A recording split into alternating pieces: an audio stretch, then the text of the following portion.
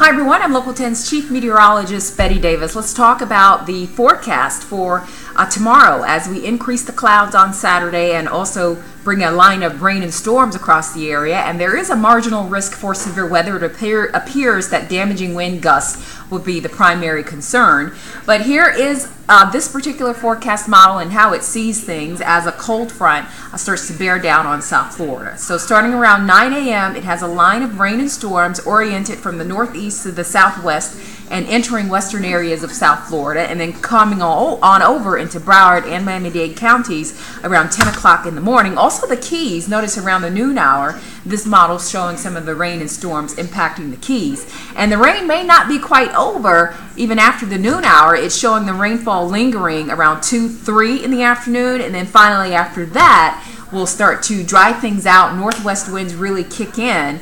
It's going to be a while, though, before the clouds completely clear, so gradual clearing on Saturday night, but temperatures are going to have no problem dropping off. So we are still forecasting lows to dip into the 40s Sunday morning and highs only in the mid-60s. One mention about Saturday, the warmest part of the day is probably going to come early because during the day, as the northwest winds start to take over, we'll start to feel the changing the atmosphere and the cooler weather coming into play.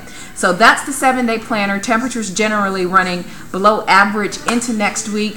What's normal for this time of the year, a low of about 63 for Miami and the high around 79. So yes, winter paying us a visit starting this weekend. Have a great Friday night. Friday night, by the way, pretty quiet.